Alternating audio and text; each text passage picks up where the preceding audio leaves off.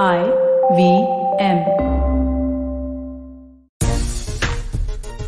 Good morning, सलाम, नमस्ते। नए हफ्ते की शुरुआत क्रिकेट की खबरों के साथ। और आज तारीख 14 है, यानी कि 14 मार्च। और इस 14 मार्च को भारतीय क्रिकेट में एक इतिहास रचा गया था। सबसे पहले आज उस इतिहास के बारे में हम बात करेंगे। खेल नीति पर आपका स्वागत है। हमारे तमाम दर्शक और व्यूअर्स का भी बहुत बहुत स्वागत है। और हमारे साथ दो बेहद खास मेहमान हैं, अयाज मेमन और निखिल भाई हमारे साथ हैं। इन दोनों का भी बहुत बहुत स्वागत है। सबसे पहले आपको बता दूं 14 मार्च क्या कुछ अहमियत रखता है भारतीय क्रिकेट में। दरअसल 2001 14 मार्च को वो पार्टनरशिप देखने को मिली थी कोलकाता के ईडन गार्डन में, वीवीएस लक्ष्मण और राहुल द्रविड़ के बीच में। और अयाज सर उस मैच को कवर कर रहे थे। बहुत ही ऐतिहासिक वो लम्हा था और वहां से भारतीय क्रिकेट की तस्वीर और तकदीर दोनों ही बदल गई थी। तो 14 मार्च है आज, और तब बहुत फ्लैट ट्रैक था। और आज के दौर में अगर हम बेंगलुरु टेस्ट मैच में जाएं तो एक ऐसा विकेट देखने को मिल रहा है जहां 2 दिन में 30 विकेट गिर चुके हैं। उस पर भी बातचीत करेंगे कि 22 गज का ये जो बवाल है, ये बवालिया पिचें जो मिलती हैं, टर्निंग ट्रैक्स मिलते हैं, उस पर भी आगे बातचीत करेंगे। लेकिन सबसे पहले 14 मार्च क्या कुछ खासियत, क्या वाकई असर मानेंगे राहुल द्रविड़ और वीवीएस लक्ष्मण ने तकदीर और तस्वीर दोनों बदली भारतीय क्रिकेट की उस साझेदारी के दौरान? बेशक राजीव, क्योंकि न भूले कि उस वक्त स्टीव वॉ की टीम जो थी विश्व की सबसे मजबूत टीम थी और एक रिकॉर्ड चेस कर रही थी कि 17 मेरे ख्याल से 17 टेस्ट नॉन स्टॉप जीतने का।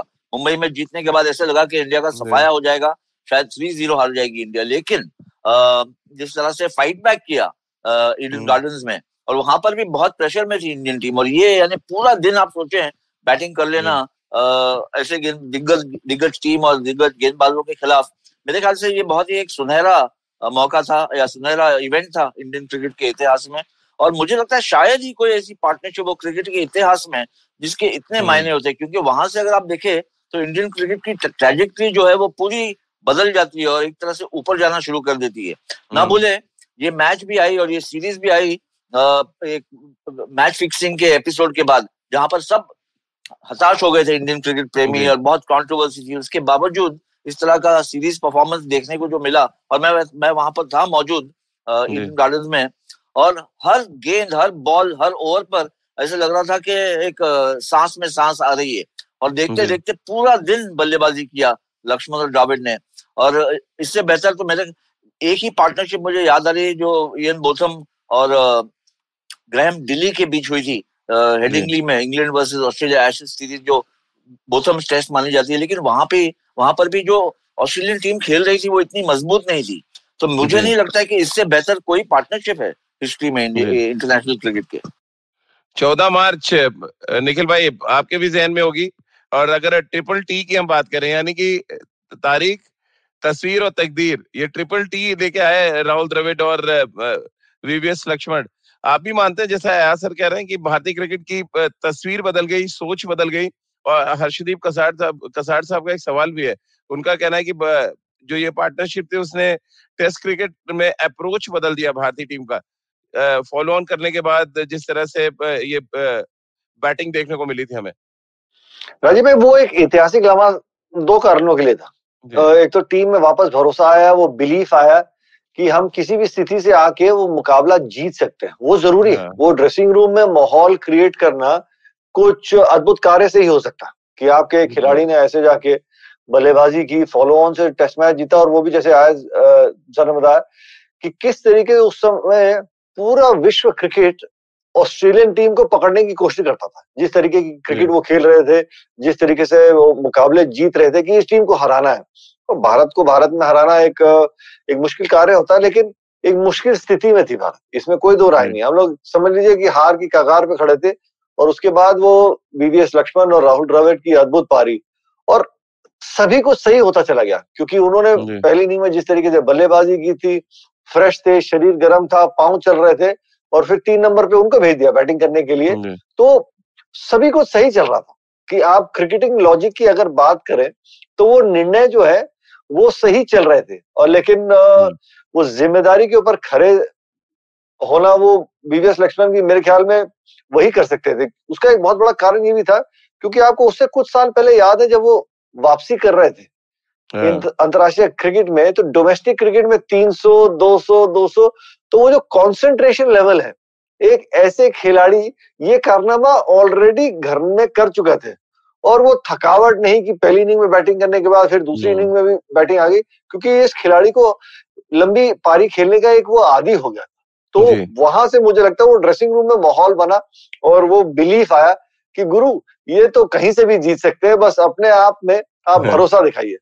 और सर वो तस्वीरें आज भी मैं आंख बंद करता हूँ तो आती जहन में, वो गले में रुमाल डिहाइड्रेशन के लिए बांधना, वो आइस पैक सा था छोटा सा वीवीएस लक्ष्मण और राहुल द्रविड़ के गले में वो था, और जिस तरह से शेन वॉर्न को अक्रॉस द लाइन बार बार वीवीएस लक्ष्मण उनको ऑन ड्राइव्स मारे जा रहे थे, वो कुछ ऐसी चीजें हैं, वो तस्वीरें हैं जो हमारे साथ तमाम व्यूअर्स हैं, मुझे लग रहा है उनको भी शेयर करना चाहिए कि वो 14 मार्च से जुड़ी क्या कुछ खास चीजें हैं जो उनके जहन में है, जो आज वो हमारे साथ शेयर करना चाहेंगे। क्या स्पेशल था आया सर वीवीएस लक्ष्मण की बैटिंग या राहुल द्रविड़ जिस तरह से एग्रेसिव हुए जब उनका एक कैच पकड़ा गया स्क्वायर लेग पे, अंपायर ने नॉट आउट दिया, और मुझे याद है माइक स्लैटर थे शायद जिनसे बहुत ज्यादा विवाद भी हुआ था। फिर कैसे आप देखते हैं पूरे प्रकरण को? जस्टिन लैंगर थे, सॉरी जी। हाँ, मेरे ख्याल से देखिए वो एक तो पार्टनरशिप की तालमेल जो थी, क्योंकि एक दूसरे से कम्पीट नहीं कर रहे थे, द्रविड़ और लक्ष्मण एक दूसरे को सपोर्ट कर रहे थे, और उस वक्त जिस तरह से लक्ष्मण का बल्ला चल रहा था, और क्योंकि उनका इतना बहुत अजीम यूज करते थे अपने रिस्ट को, अपनी कलाइयों को, इसी वजह से उन्होंने शेन वॉर्न का जो खतरा है बल्कि अपने एडवांटेज में कर लिया उन्होंने कि शेन वॉर्न जैसे गेंदबाज को आप अक्रॉस द लाइन मारे और कहीं एक मिस हिट नहीं है कि आप कैच हो जाए या कुछ तकलीफ में आ जाए, ये उनकी मास्टरी थी उस दिन की। और जैसे निखिल ने बताया बहुत इंपॉर्टेंट था कि वो जिस फॉर्म में थे थ्रू आउट द सीजन, बल्कि मैं कहूंगा कि 167 या कुछ बनाया था उन्होंने ऑस्ट्रेलिया में, जब ऑस्ट्रेलिया की दौरा कर रहे थे, तब से जो है उनका हाई स्कोरिंग पैटर्न शुरू हो गया था, और डोमेस्टिक सीजन में भी रन्स बनाए, फिर इंटरनेशनल क्रिकेट में जिस तरह से उन्होंने 281 बनाया, यहाँ पर सब कुछ जो है एक जिक्सॉ पजल जो होता है वो इंडिया के लिए करेक्ट प्लेस में आना शुरू हो गया इस मैच से। अब आप इसे तकदीर कह सकते हैं, मैं मानता हूँ कि तकदीर के साथ साथ मेहनत बहुत थी, बहुत अच्छी जो पार्टनरशिप थी, एक ब्रिक बाय ब्रिक, एक एक ईंट करके उन्होंने जो पार्टनरशिप बनाई, और अप्रोच इंडियन टीम का, नए कैप्टन थे सौरव गांगुली, एक पॉजिटिव माइंडसेट था, और जैसे ही देखिए पार्टनरशिप में ऐसा होता है कि आप एक लैंडमार्क पहुंच जाए, 100 बन गए, 200 बन गए, तो कहीं ना कहीं बैट्समैन रिलैक्स हो जाते हैं और खुद की सेंचुरी भी बनाने के बाद या डबल सेंचुरी बनाने के बाद। लेकिन यहाँ पर ऐसा नहीं हुआ। एक फॉलो ऑन के बाद जब पार्टनरशिप उभरती नजर आई तो बैट्समैन ने भी अपने ऊपर जिम्मेदारी ले ली कि आप आउट ही नहीं होना है, और जितना खेलेंगे आप उतना एडवांटेज रहेगा लास्ट डे पे बॉलिंग करने का। इतना तो नॉलेज था इंडियन पिचेस का इन बल्लेबाजों को, और वही हुआ, क्योंकि लास्ट डे पे अगर आप देखें उसी पिच पर जहां पर लक्ष्मण और द्रविड़ ने ढेर सारे रन बनाए थे, वहां ऑस्ट्रेलिया जो है बुरी तरह से फंस गई हरभजन और सचिन तेंदुलकर के खिलाफ। बिल्कुल, और 21 साल बाद अब 14 मार्च आई है, हम फिर एक टेस्ट मैच जीतने की स्थिति में है निखिल भाई। फर्क इतना है कि तब राहुल द्रविड़ खेल रहे थे, आज राहुल द्रविड़ रणनीति बना रहे हैं, यानी कि पहले रन बनाते थे अब रणनीति बना रहे हैं, एक ये बड़ा फर्क है। दूसरा फर्क ये है कि तब वो अखाड़ा विकेट नहीं थी, और इसको तो मैं अखाड़ा विकेट ही कहूंगा कि 2 दिन में अगर आप 30 विकेट गिर जाते हैं।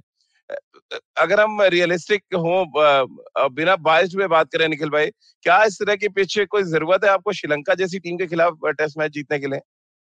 राजीव भाई बिल्कुल सही कहा आपने कि श्रीलंका के विरुद्ध बगैर उनका अनादर किए हमें क्या पिचेस की जरूरत है, लेकिन अगर आप करीब से देखें ये पिचेस शायद ऐसी नहीं बनाने को देख रहे थे, क्योंकि पिंक बॉल का टेस्ट मैच जो होता है शाम के समय हम सब देख रहे हैं कि वो पिंक बॉल किस तरीके से गुलाबी गेंद जो है वो शरारत कर रही है, गुलाबी गैंग की तरह जो है वो परेशान करती है फास्ट बॉलर। उसपे घास छोड़ देंगे तो बहुत दिक्कतें होती हैं, आप सूखा बनाने चले गए तो ज्यादा सूखा बन गया।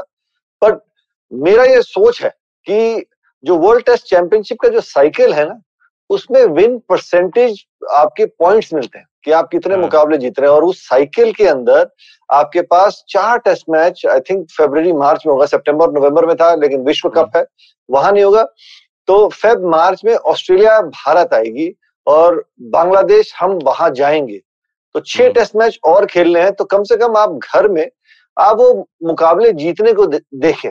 देखिए मैं समझ सकता हूँ कि लंबी रेस, आप ये कहना चाह रहे हैं everything is fair in love and war, मतलब अगर आप युद्ध में हैं तो आप कैसे भी मैच जीते। पहले राजीव भाई देखिए, जब हम दक्षिण अफ्रीका जाते हैं, इंग्लैंड जाते हैं, तो वो भारत को के बारे में सोच के नहीं विकेट बनाती, वो भी अपना होम एडवांटेज लेते हैं, इसमें कोई दो राय नहीं है। और क्योंकि टेस्ट चैंपियनशिप और फाइनल खेलने के ऊपर इतना दारमोदार रहता है, तो हर टीम जो घर में मैचेस होते हैं, घर में श्रृंखला होती है, जो आपके कंट्रोल में चीजें, आप उनको तो कंट्रोल कर ही सकते हैं।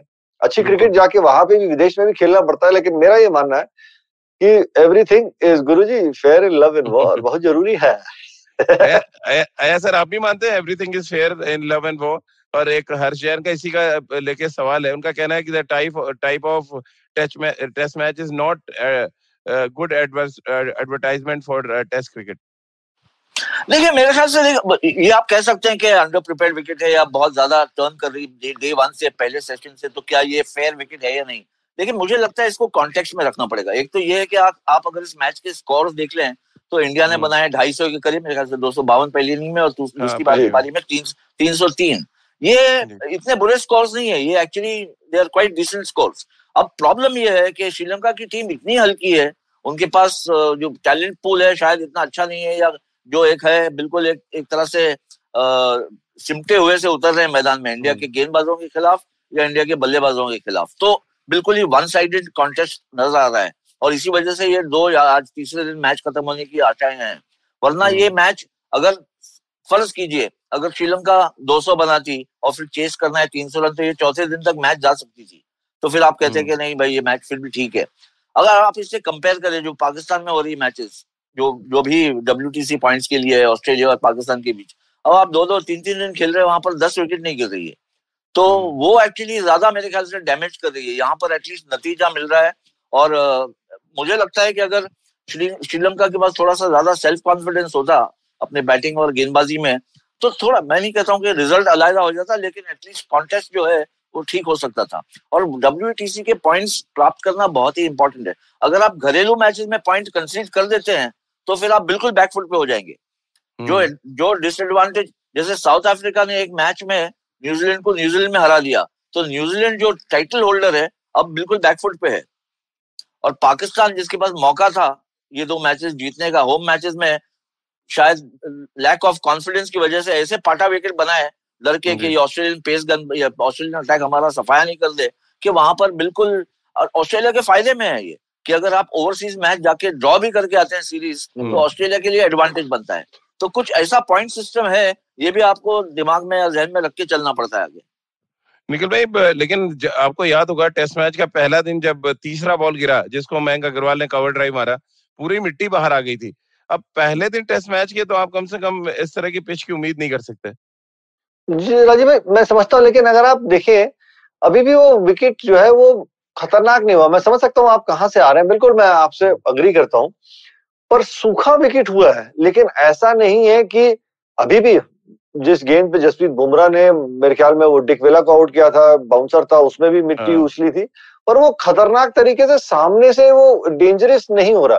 जो मुझे समझ में आता, हम लोग यहाँ मैदान पे है, कि जो इन बिटवीन विकेट बनाने की जो कोशिश थी कि ज्यादा आप घास नहीं छोड़ सकते, और जब सूखा थोड़ा सा बना रहे हैं, मुझे लगता है कि ये विकेट जो है ना वो शायद ग्राउंडमैन से गलती हो के ज्यादा सूख गया, क्योंकि गर्मी इतनी पड़ रही है। और मजे की बात आप देखें, जब दिन में स्पिनर गेंद करता है तो बॉल अलग तरीके से चलता है, शाम को जैसी लाइट्स ऑन होती है, शाम का समय रहता है, सूरज ढल जाता है, तो फास्ट बॉलर का चलता है। स्पिनर का बॉल इतने सामने से उछलता नहीं या फुदकता नहीं है। तो ये बड़ा इंटरेस्टिंग है पिंक बॉल टेस्ट, और हम उसी के बारे में चर्चा भी कर रहे थे कि शाम के समय पे फास्ट बॉलर रहते हैं, एक बैट्समैन के लिए चुनौती रहती है, और दोपहर में स्पिन। अगर आप उसको और करीब से देखेंगे बतौर बैट्समैन, ये पिंक बॉल टेस्ट है ना, जो आपको सेट होने के बाद भी सेट नहीं होने देगा, क्योंकि दोपहर में अलग तरीके से विकेट खेल रहा है और शाम को अंडर लाइट्स अलग तरीके से खेलता है। तो ये एक कठिन परीक्षा है, true test of your character and your skills. Test cricket है जो मुझे लगता है आने वाले समय में ये गुलाबी गेम जो है ना, ये मजेदार होने वाला है। मुझे तो बड़ा मजा आता है ये पिंक बॉल टेस्ट मैच में कवर करने के लिए और देखने के लिए भी, क्योंकि अलग अलग तरीके से हर 2-2 घंटे 4-4 घंटे में विकेट अलग तरीके से खेलता है। तो ऐसा ब्रेक पे जाऊं उससे पहले मेरा एक सवाल है, ये है कि क्या पाकिस्तान को जिस तरह से एक डिमेरिट पॉइंट मिला उनकी पिच के लिए, क्या ये इस बात का खतरा है पिच को लेकर? वहीं दूसरी तरफ कसार साहब एक सवाल कर रहे हैं कि पिच अनप्लेबल नहीं है, ये श्रीलंकाई क्रिकेट कहाँ पर खड़ी है उसको दर्शाता है, दरअसल उनकी कमजोरी को दर्शाता है। मुझे तो लगता है ये सही है, क्योंकि जिस तरह से श्रीलंका ने ये इस पूरी सीरीज को अप्रोच किया ना, सिर्फ टेस्ट सीरीज को, उससे पहले जो व्हाइट बॉल क्रिकेट हुई थी, कि कोई कॉन्फिडेंस ही नहीं है, कोई यानी एक विश्वास ही नहीं है कि हम मैच जीत सकते हैं। यहाँ पर भी देखा हमने कि पिच शायद अच्छी नहीं हो, खराब हो, लेकिन जब मौका था कि रन शुरू कर दिया, यानी ऐसे पिच पर अगर आप देखें पहले या दूसरे या तीसरे ओवर में अगर मट्टी उठती है तो इंडिया को 150 से ज्यादा नहीं बनाना चाहिए था। अगर आप 250 बनाने देते हैं तो फिर आप ऑलरेडी वहां पर ही मैच जो है मेंटली आप हार गए हैं। इसी वजह से आप जो है 109 110 पे आपका कोलैप्स हो गया। फिर दूसरी पारी में आप 303 बनाने देते हैं राइवल टीम को। इसमें यानी मैं कोई क्रेडिट नहीं लेना चाहता हूं जिस तरह से श्रेयस अय्यर और ऋषभ पंत ने खास करके बैटिंग की है, लेकिन सेकंड इनिंग में अगर आप इंडियन टीम के देखें तो कंसिस्टेंटली डाउन द पूरे टॉप ऑर्डर में विराट कोहली के अलावा सबने कुछ ना कुछ कंट्रीब्यूट अच्छा किया है। और विराट कोहली भी शायद अपने आप से खफा हो गए कि मुझे मौका था दोनों इनिंग में एक अच्छा, भले एक पिच कैसे भी खेल रही हो, रन बनाने का, वो हुआ नहीं।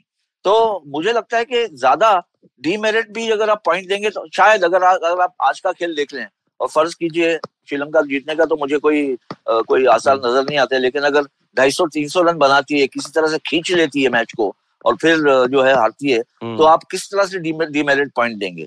अगर दोनों ही इनिंग में ये 100-125 में कोलैप्स हो जाती है तो फिर शायद मौका बन सकता है कि ओवरसीज टीम को आपने मौका ही नहीं दिया और डीमेरिट पॉइंट मिले।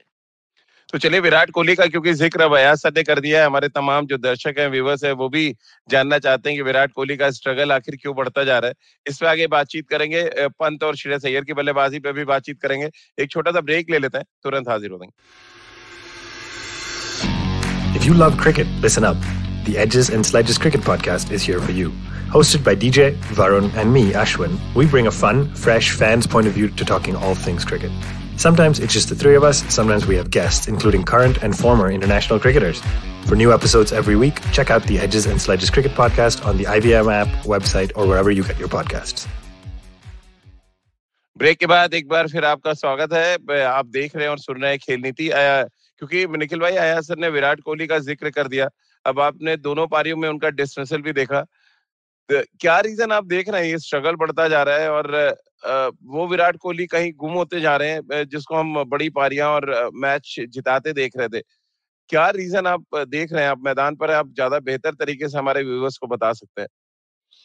राजीव भाई देखिए, ये हर खिलाड़ी के एक करियर में ये फेज आता है, उतार चढ़ाव चलता है, लेकिन किस तरीके से आउट हो रहा है। ये दोनों इनिंग्स में टेस्ट मैच में अगर आप देखें तो दोनों बारी स्पिन को बैकफुट पे आउट हुए हैं, स्पिन के खिलाफ। क्योंकि जैसा विकेट लेट नहीं हो रहा, मैं कह रहा हूँ शायद लेंथ को नहीं पिक कर रहे और रिजल्ट की तरफ जा रहे हैं।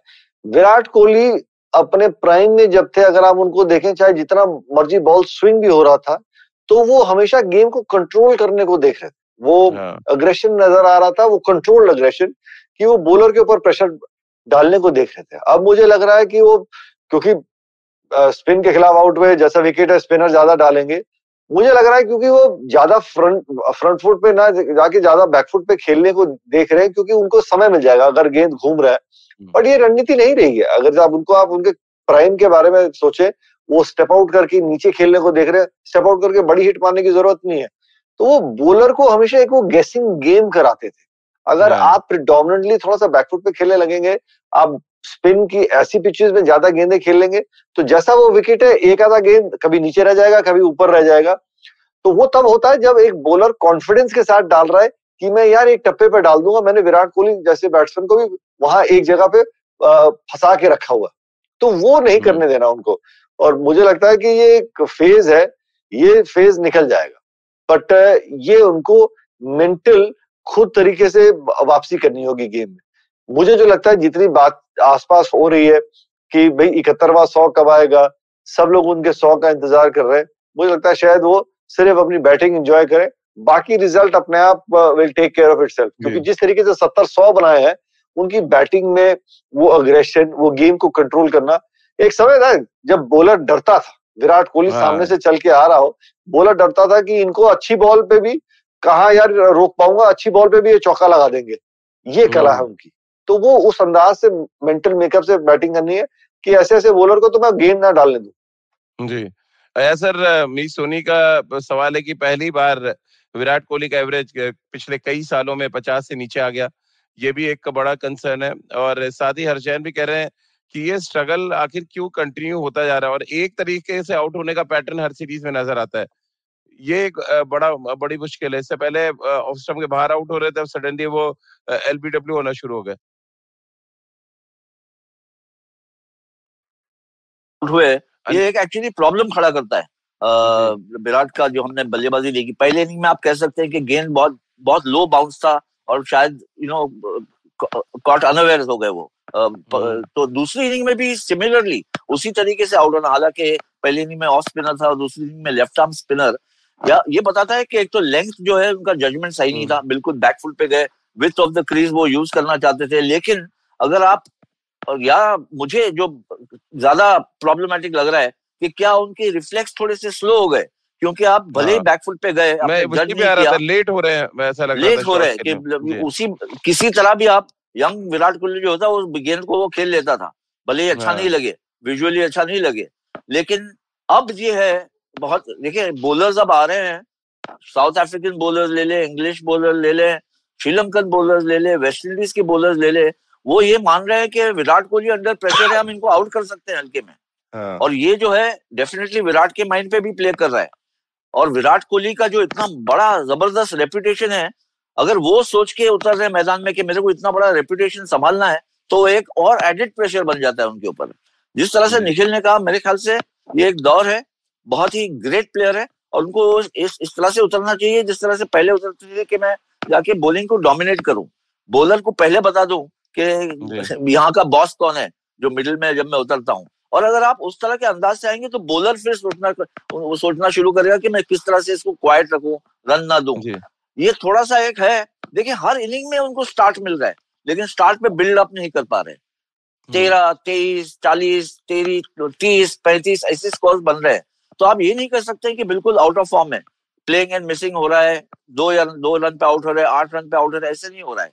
तो ये एक कॉम्प्लेक्स सिचुएशन है विराट के लिए, इसमें कोई दो राय नहीं है। और इसका एक सोल्यूशन जो आ सकता है, या जो सोल्यूशन आ सकता है, वो विराट से खुद से आएगा।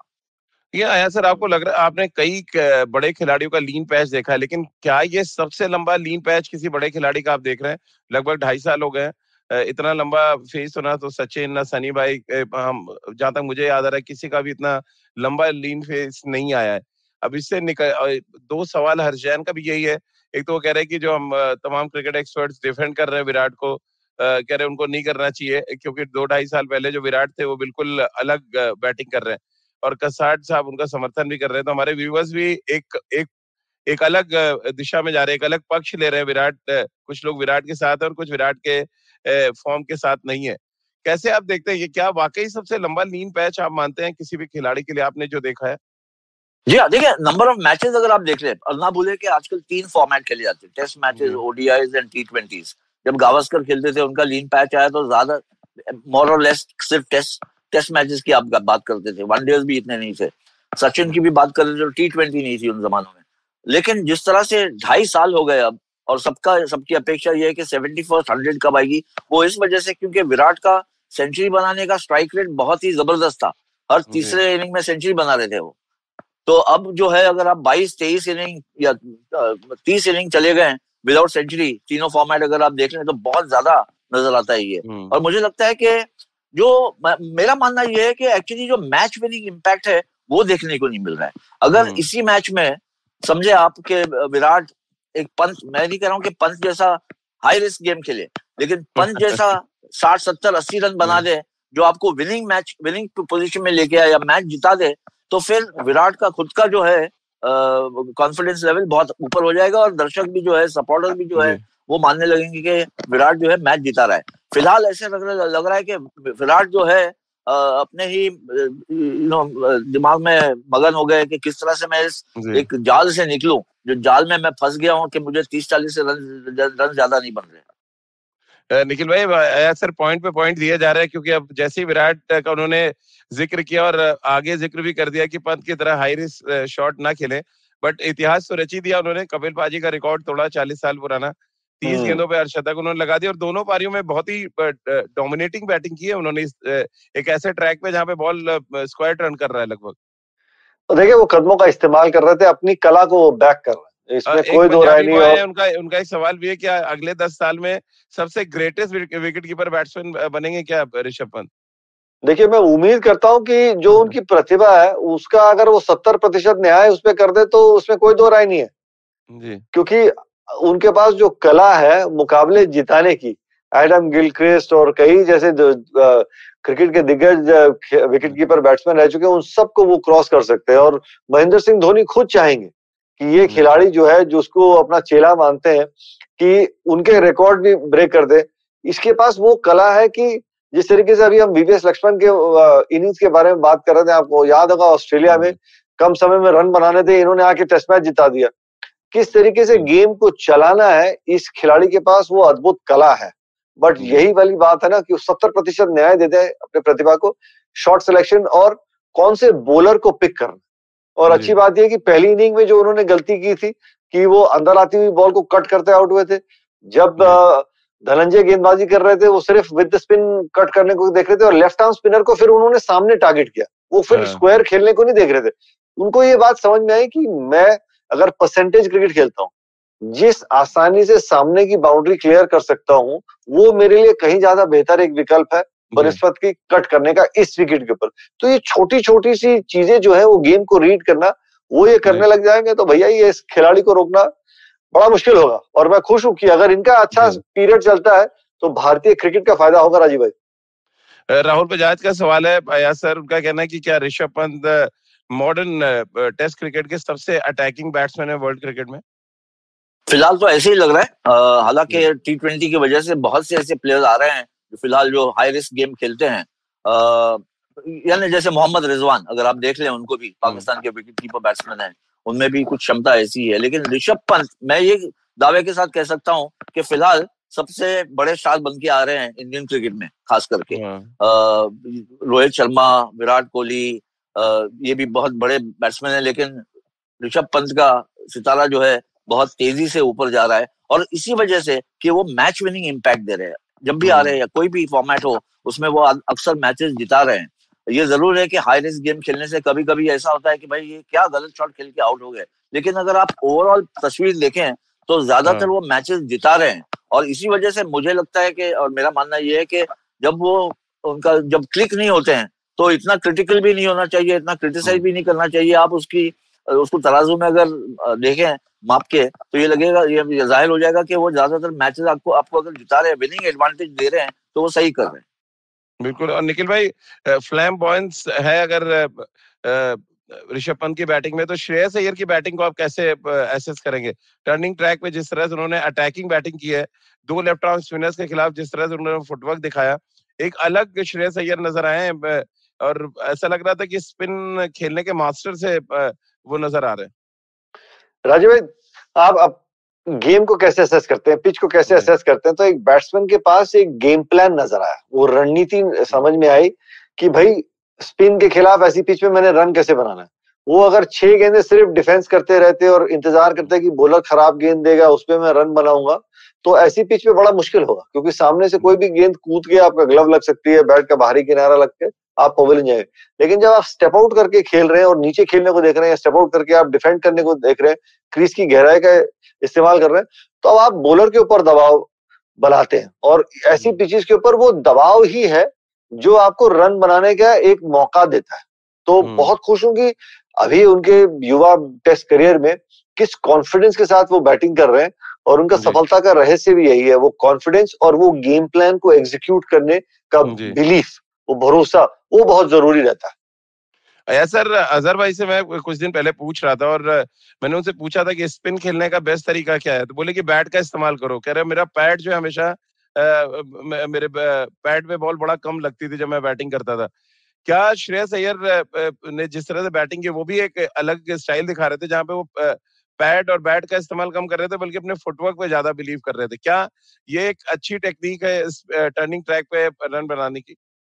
बेशक, इसमें कोई दो राय नहीं है और अजहर बिल्कुल सही कह रहे हैं, क्योंकि अगर आप पिच पैड्स का ज्यादा इस्तेमाल करने की कोशिश भी करेंगे, खास करके टर्निंग पिच पर, तो आप एक LBW के कैंडिडेट बन जाते हैं, आप बैट पैड के कैंडिडेट बन जाएंगे easily.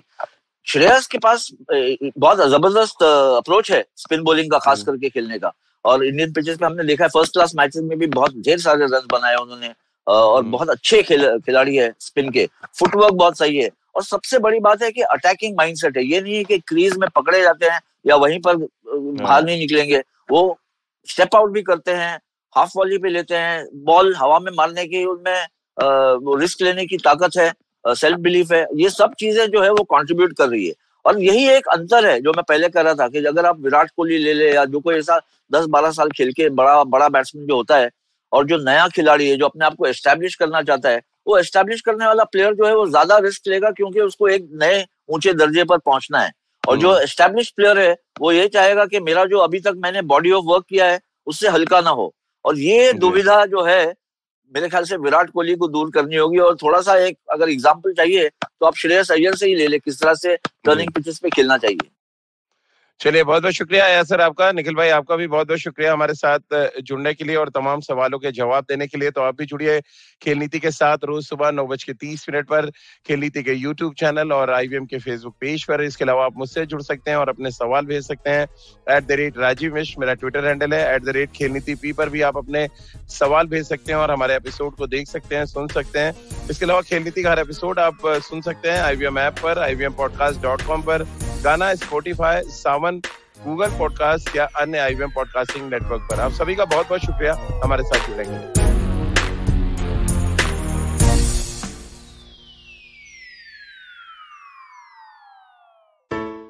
Hey everybody, it's been another great week on the IVM Podcast Network. On the Filter Coffee Podcast, Karthik speaks to 3 independent filmmakers, Guneet Monga, Sophia Paul, and Ashwin Iyer Tiwari. They dive into a conversation that is full of anecdotes, different visions, and films. Our new show, Voices for Water, hosted by Karthik Nagarajan, discusses India's Great Water Challenge. It examines the current state of availability of water in India and how we as citizens can do our bit to tackle this challenge. On the Pesa Vesta podcast, Anupam is joined by Binal Gandhi and Sunira Sangvi, co-authors of Piggyback to Portfolio, How to Raise Financially Smart Kids. They talk about the reason behind writing this book and their research findings with more than 500 parents. On the Edges and Sledges Cricket podcast, Ashwin and DJ talk about the untimely demise of cricket legend Shane Warne. They also cover the India versus Sri Lanka series. On the Life Manifesto, Zarina highlights things she wishes that we were taught when we were younger, especially for women. And on All Things Policy, Megha talks to Arjun to discuss the recent tests conducted by the DRDO and how militaries around the world are embracing quantum. Do follow us on social media. We're IVM Podcast on Twitter, Facebook, Instagram, and LinkedIn. And remember, if you enjoyed this show or any of our shows for that matter, please do tell a friend. Word of mouth really does help us. And also, please, a rating if you could. That is also extremely helpful to us. And remember, we're also on YouTube. You can check out ivmpodcast.com/YouTube to get a list of the different channels that we operate on YouTube. And finally, we'd like to thank our sponsors this week, SBI Life Insurance, Bank of Baroda, India Water Portal, and Max Life Insurance. Inflation, fiscal deficit, GDP, MSP, NPA, equity market वगैरह वगैरह। दोस्तों, हमने सारे शब्द TV या अखबार में जरूर देखे होंगे या फिर सुने होंगे, पर हम में से कितने लोग हैं जो ये जानते हैं कि इन सब का सीधा प्रभाव पड़ता है हमारी सैलरी पर, हमारे इंक्रीमेंट पर और कमबख्त हमारे खर्चों पर। दोस्तों, मेरा नाम है अभिनव त्रिवेदी और मैं बात कर रहा हूँ इक्का दुक्का इकोनॉमी पॉडकास्ट से, जहाँ पे इस तरह के इकोनॉमिक और फाइनेंशियल टर्म्स को मैं जोड़ूंगा सीधा आपकी जेब से। हर मंगलवार एक नया एपिसोड सुने IVM पॉडकास्ट की वेबसाइट, ऐप या फिर किसी भी अन्य पॉडकास्ट प्लेटफॉर्म पर।